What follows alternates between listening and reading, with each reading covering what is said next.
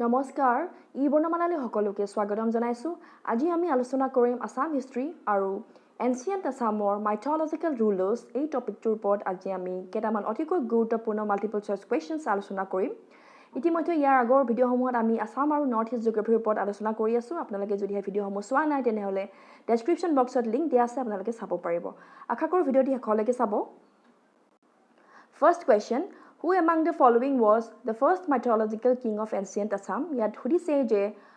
তলত দিয়াবোৰৰ ভিতৰত কোনজন প্ৰাচীন অসমৰ প্ৰথমজন ৰজা বুলি আখ্যান মতে কোৱা হয় A. নৰকাসুৰা B. মাহিৰাংগা Danava C. বানা ভাগদত্ত D. হতকাসুৰা আৰু আমি জানো যে প্ৰাচীন অসমত বহুকেইজন ৰজাই শাসন কৰিছিলে আৰু তাৰে ভিতৰত প্ৰথমজন ৰজা আছিলে B. মাহিৰাংগা দানৱ মাহিৰাংগা দানৱে আছিলে প্ৰাচীন অসমৰ প্ৰথমজন ৰজা আৰু এইটো এটা খুবেই ইম্পৰ্টেণ্ট কুৱেশ্যন আৰু এই মাহিৰাংগা দানৱে কি কৰিছিলে তেওঁ অসমত দানৱ বংশটি তেওঁ স্থাপন কৰিছিলে he started the Danava dynasty in Assam আৰু দানৱ ডাইনেষ্টি স্থাপন কৰা মাহিৰাংগা দানৱ আচলতে কোন আছিলে according to Kalika Purana Mahiranga was a Kirata origin তেওঁ আছিলে এজন কিৰাত ব্যক্তি কিৰাত মানে সংস্কৃতত আচলতে সেইসকল লোকক কোৱা হয় যিসকল লোকে পৰ্বতত বাস কৰে আৰু মাহিৰাংগা দানৱ আচলতে সেইকাৰণে এজন নন আৰিয়ান কিং আছিলে তেওঁ এজন আছিলে অনাৰ্য কিং আৰু তেওঁ সিনো তিব্বতীয়ান অৰিজিন বুলি কোৱা হয় next question in ancient times Assam was known by which name ইয়াত সুধিছে যে পুৰণি কালত অসমক কি নামেৰে জনা গৈছিলে a Davaka B Charaideo C Pragjyotishpur D Assam আৰু পুৰণি কালত অসমক কি নামেৰে জনা গৈছিলে এনচাৰ ইজ চি প্ৰাগজ্যোতিষপুৰ আছিলে অসমৰ আন এটা নাম নেক্সট কুৱেশ্যন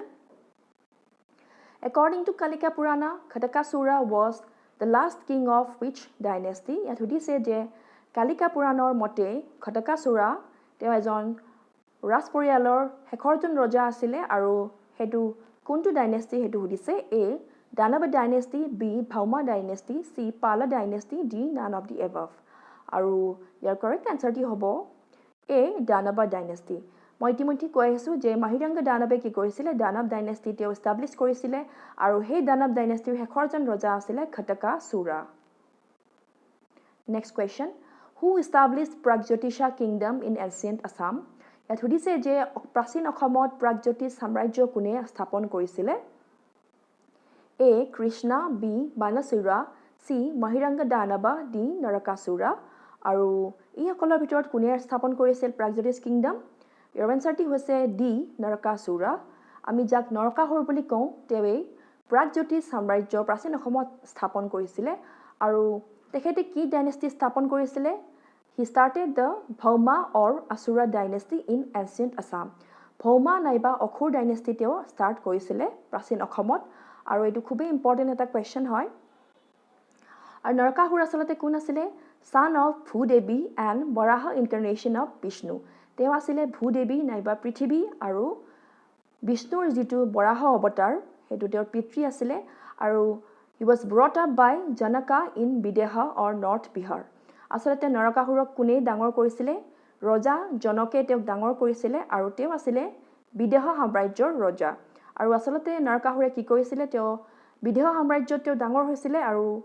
তেওঁ তাৰপিছত কি কৰিছিলে পলাই আহি অসমত প্ৰাগজ্যোতিষ কিংডম স্থাপন কৰিছিলে আৰু এই নৰকাসুৰে আচলতে দানৱ বংশৰ যিটো খটকাসুৰ বুলি ৰজা আছিলে শেষৰজন ৰজা সেইজনক তেওঁ বধ কৰি পেলাই তেওঁ নিজৰ যিটো ভৌমা নাইবা অসুৰ বংশ সেইটো স্থাপন কৰিছিলে আৰু নৰকাসুৰ প্ৰাচীন অসমৰ খুবেই এটা ইম্পৰ্টেণ্ট কিং হয় বহুত কুৱেশ্যন সুধি থাকে নৰকাসুৰৰ ওপৰত next question according to the mythological sources who built the staircase to the famous Kamakya temple in the Nilachal hills এইটো এটা খুবেই ইম্পৰ্টেণ্ট কুৱেশ্যন এইটো কৈছে যে অসমত থকা এটা অন্যতম মন্দিৰ কামাখ্যা মন্দিৰত যোৱা যিটো চিৰি নীলাচল পাহাৰত অৱস্থিত সেই চিৰিটো কোনে বনাইছিলে এ খটকাসুৰা বি নৰকাসুৰা চি শিৱা ডি সম্বৰাসুৰা আৰু ইয়াৰ কাৰেক্ট আনসাৰটি হ'ব আনসাৰ ইজ বি নৰকাসুৰে আচলতে কামাখ্যা মন্দিৰলৈ যোৱা চিৰিটো বনাইছিলে আৰু ইয়াৰ আঁৰত আচলতে এটা কাহিনী আছিলে যে নৰকাসুৰ ইমানেই তেওঁ পাৱাৰফুল এটা কিং আছিলে যে তেওঁ আচলতে পৃথিৱীত সকলোৰে ওপৰত তেওঁ দমন কৰিছিলে কৰাৰ পিছত স্বৰ্গতো তেওঁ যিসকল দেৱতা আছিলে দেৱী আছিলে তেওঁলোকৰ ওপৰতো তেওঁ সন্ত্ৰাসৰ সৃষ্টি কৰিছিলে আৰু তাৰ পিছত তেওঁ ইচ্ছা কৰিছিলে যে তেওঁ কামাখ্যা দেৱীক তেওঁ বিয়া পাতিব আৰু কামাখ্যা দেৱীয়ে তেওঁক যেতিয়া এইটো প্ৰপ'জেল দিলে কামাখ্যা দেৱীক তেতিয়া কামাখ্যা দেৱীয়ে ক'লে যে তেওঁ এটা কণ্ডিশ্যন আছে আৰু কণ্ডিশ্যনটো হৈছে যে তেওঁ এটা ৰাতিৰ ভিতৰতে কি কৰিব লাগিব তেওঁ কামাখ্যা মন্দিৰলৈ যোৱা তেওঁ চিৰিটো বা খটখটিটো বনাই দিব লাগিব আৰু এইটো শুনি পেলাই নৰকাসুৰে আচলতে সঁচাকৈয়ে এটা ৰাতিৰ ভিতৰতে তেওঁ চিৰি বনাইছিলে কিন্তু কামাখ্যা দেৱীয়ে যেতিয়া দেখিলে যে নৰকাসুৰ চিৰি বনোৱাত তেওঁ ইতিমধ্যে তেওঁ ছাকচেছ হয় আৰু তেওঁ কমপ্লিট হয় আৰু চিৰি বনোৱাটো সেইকাৰণে তেওঁ কি কৰিলে এটা মেজিক কৰি পেলাই তেওঁ এজনী কুকুৰা এটাক তেওঁ কি কৰিলে ৰাতি নোপোৱাওঁতেই তেওঁ ডাক মাৰিব দিলে আৰু যেতিয়াতো কুকুৰাটোৱে ডাক মাৰিলে তেওঁ কি হ'ল নৰকাসুৰৰ যিটো তেওঁৰ যিটো চিৰি বনোৱা কামটো তেওঁ কমপ্লিট কৰিব নোৱাৰিলে আৰু সেই খঙতে তেওঁ কি কৰিছিলে সেই কুকুৰাজনীক তেওঁ ডিঙি কাটি মাৰি পেলাইছিলে আৰু সেই ঠাইডোখৰ এতিয়াও কুকুৰা কটা বুলি কোৱা হয় আৰু এনেদৰে আচলতে নৰকাসুৰে কি কৰিছিলে কামাখ্যা মন্দিৰলৈ যোৱা চিৰিটো নিৰ্মাণ কৰিছিলে next question Who introduced Aryan culture for the first time in ancient Assam? আৰু ইয়াত সুধিছে যে অসমত পোনপ্ৰথমৰ বাবে যিটো আৰ্য সংস্কৃতি সেইটো কোনে আৰম্ভ কৰিছিলে বা চিনাকি কৰাই দিছিলে A. শিশুপালা B. Mahiranga Danava C. Bhagadatta D. নৰকাসুৰা আৰু মই ইতিমধ্যে কৈছোঁ যে মহিৰংগ দানৱে কি কৰিছিলে দানৱ বংশ প্ৰতিষ্ঠা কৰিছিলে কিন্তু তেওঁ আছিলে এজন নন আৰিয়ান কিং এজন অনাৰ্য ৰজা তেওঁ আছিলে আৰু প্ৰথম অসমত যিজন আৰিয়ান কালচাৰ ইন্ট্ৰডিউচ কৰিছিলে তেওঁ আছিলে নৰকাসুৰা কাৰণ মই কৈছোঁ যে নৰকাসুৰে ক'ৰ পৰা আহিছিলে তেওঁ বিদেহা কিংডমৰ পৰা আচলতে তেওঁ পলাই আহি অসমত সাম্ৰাজ্য স্থাপন কৰিছিলে আৰু তেখেতেই আচলতে আৰ্য সংস্কৃতি প্ৰাচীন অসমত পোনপ্ৰথমৰ বাবে তেওঁ চিনাকি কৰাই দিছিলে বা প্ৰতিষ্ঠা কৰিছিলে আৰু সেইকাৰণে ইয়াৰ এনচাৰটি হৈছে the Narakasura next question King Bhagadatta was the son of King Bhagadatta কাৰ পুত্ৰ আছিলে A. Lord Krishna B. Vishnu C. Janaka D. Narakasura আৰু ইয়াৰ কাৰেক্ট আনসাৰটি হৈছে D. Narakasura King Bhagadatta আছিলে নৰকাসুৰৰ পুত্ৰ Next question Which one of the following is/are not true about King Bhagadatta ইয়াত সুধিছে যে তলত দিয়াবোৰৰ ভিতৰত কোনটো বা কোনবোৰ King Bhagadattaৰ বিষয়ে সঁচা নহয় ইয়াতে সঁচা নহয় হেতু আমাক সুধিছে ইয়াতে অপশনস কি দিয়া আছে Number 1 In the battle of Kurukshetra Bhagadatta fought on the side of the Kauravas ইয়াত কৈছে যে কুৰুক্ষেত্ৰৰ যুদ্ধত ভগদত্তই কৌৰৱসকলৰ পক্ষত যুদ্ধ কৰিছিলে Number 2 He fought in the Kurukshetra battle on the side of the Pandavas ইয়াত কৈছে যে কুৰুক্ষেত্ৰৰ যুদ্ধত তেওঁ পাণ্ডৱৰ পক্ষ লৈ পেলাই যুদ্ধ কৰিছিলে Number 3 He was very well known for his elephant skill ইয়াত কৈছে যে তেওঁৰ হাতীত উঠি যুদ্ধ কৰা কৌশলৰ বাবে খুবেই তেওঁ বিখ্যাত আছিলে Number 4 He was killed by Lord Krishna in the battle of Kurukshetra ইয়াত কৈছে যে কুৰুক্ষেত্ৰৰ যুদ্ধত তেখেতক কোনে হত্যা কৰিছিলে শ্ৰীকৃষ্ণই তেওঁক হত্যা কৰিছিলে এতিয়া আমাক সুধিছে যে কোনটো সঁচা নহয় বা কোনবোৰ সঁচা নহয় আৰু ইয়াৰ এটা অপচনসমূহ কি দিয়া আছে Option A, Option 1, B, Option 2, C, Option both 2 and 3, or D, both 2 and 4. এতিয়া প্ৰথমতে কি দিয়া আছিলে In the battle of Kurukshetra, Bhagadatta fought on the side of the Kauravas. এইটো সঁচা হয় ভগদত্তই কৌৰৱসকলৰ হৈ পেলাই তেওঁ পাণ্ডৱৰ বিপক্ষে যুদ্ধ কৰিছিলে কুৰুক্ষেত্ৰ যুদ্ধত আৰু Number 2 সেইকাৰণে হেতু কি হ'ব Sorry, Number 1 of the two আছে In the battle of Kurukshetra, Bhagadatta fought on the side of the Kauravas. হেতু আসলতে হয় তেওঁ কৌৰৱৰ পক্ষ লৈ পেলাই যুদ্ধ কৰিছিলে পাণ্ডৱৰ এগেইনষ্টত হেতু ঠিকে আছে Number 2 হেতু কি হ'ব ৰং হ'ব তেওঁ পাণ্ডৱৰ পক্ষ লৈ যুদ্ধ কৰা নাছিলে Number 3 He was very well known for his elephant skill আৰু হেতু সঁচা হয় তেওঁ হাতীত উঠি যুদ্ধ কৰাৰ বাবে তেওঁ আসলতে কুৰুক্ষেত্ৰ যুদ্ধত তেওঁ কি আছিলে বহুত বিখ্যাত আছিলে আৰু Number 4 He was killed by Lord Krishna in the battle of Kurukshetra তেওঁক আসলতে শ্ৰীকৃষ্ণই তেওঁক হত্যা কৰা নাছিলে তেওঁক কোনে কৰিছিলে তেওঁক কৰিছিলে অৰ্জুনে তেওঁ অৰ্জুনৰ হাততহে প্ৰাণ হেৰুৱাইছিলে কুৰুক্ষেত্ৰৰ যুদ্ধত আৰু সেইকাৰণে কাৰেক্ট আনসাৰটি হ'ব D 2 and 4 এটা যেটো 2 and 4 অপচন আছে হেকেটা আসলতে মিছা হয় ভগদত্তৰ বিষয়ে আপোনালোকে নিশ্চয় ধৰিব পাৰিছে আসলতে ভগদত্তক কুৰুক্ষেত্ৰৰ যুদ্ধখনত অৰ্জুনে তেওঁক মাৰিছিলে কাৰণ তেওঁ ইমানেই এজন পাৱাৰফুল যুঁজাৰু আছিলে যে তেওঁ কোনো আচলতে দমন কৰিব পৰা নাছিলে আৰু শেষত যেতিয়া এইটো কোৱা হয় যে ভগদত্ত আচলতে যেতিয়া কুৰুক্ষেত্ৰৰ যুদ্ধ কৰিছিলে তেওঁ খুব এজন বয়সস্থ লোক আছিলে খুবেই তেওঁৰ বয়স হৈছিলে ইমানেই বয়স হৈছিলে যে তেওঁৰ যিটো চকুৰ চেলাউৰি সেইকেইটা আচলতে তললৈ নামি আহিছিলে তেনেকুৱা আছিলে তেওঁৰ আৰু সেইকাৰণে যুদ্ধ কৰোঁতে তেওঁ কি কৰিছিলে তেওঁ এখন কপালত কাপোৰ এখন বান্ধি লৈছিলে আচলতে সেই চেলাউৰিটো দাঙিবৰ কাৰণে আৰু যেতিয়া অৰ্জুনৰ লগত যুদ্ধ কৰিছিলে আৰু তেতিয়া সেইটো এটা একমাত্ৰ উপায় আছিলে যে ভগদত্তক তেওঁ মাৰিবৰ কাৰণে যে যিখন কাপোৰেৰে তেওঁ চেলাউৰিটো বান্ধিছিলে সেইটো কাপোৰ তেওঁ কাটি পেলাইছিলে যাৰ ফলত কি হৈছিলে তেওঁৰ চকুটো জাপ খাই গৈছিলে নেদেখা হৈ গৈছিলে আৰু তেতিয়াই কি হ'ল অৰ্জুনে তেওঁক বধ কৰিছিলে next question according to mythology who killed Narakasura ইয়াত সুধিছে যে নৰকাসুৰক পৌৰাণিক আখ্যান মতে কোনে মাৰিছিলে A Shiva B lord Krishna C Bhagadatta D Brahma আৰু ইতিমধ্যে মই কৈ আহিছোঁ যে নৰকাসুৰ এজন কি আছিলে প্ৰাচীন অসমৰ এজন খুবেই এজন শক্তিশালী ৰজা আছিলে আৰু তেওঁৰ আচলতে যেহেতু তেওঁৰ বিষ্ণুৰ এটা অৱতাৰৰ পৰা জন্মগ্ৰহণ কৰা সেইকাৰণে তেওঁ খুবেই পাৱাৰফুল আছিলে আৰু তেওঁক বধ কৰাটো সহজ নাছিলে আৰু তেওঁৰ এই শক্তিৰ বাবে তেওঁ খুবেই কি হৈছিলে তেওঁ সন্ত্ৰাসৰ সৃষ্টি কৰিছিলে চাৰিওফালে সকলোকে তেওঁ কি অত্যাচাৰ কৰিছিলে আৰু এই অত্যাচাৰৰ পৰা শেষত ৰ'ব নোৱাৰি